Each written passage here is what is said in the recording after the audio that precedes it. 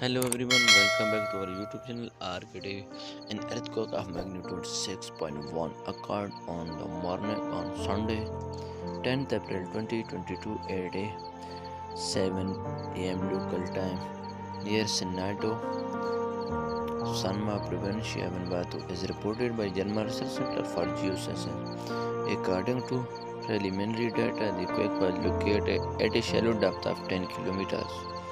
Shallow earthquakes are felt more strongly than deeper ones. They are closer to the surface. The exact magnitude, epicenter, and depth of quake might be revised within the next few hours or minutes as seismologists review data and find their calculation. Or as other agencies issue their report.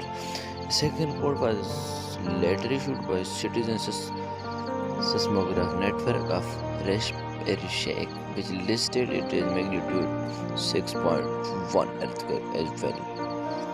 Other agencies reporting the same quake, including the UP Mediterranean Seismological Center at magnitude 6.3 and France Réseau National Surveillance Sismique at a magnitude 5.7.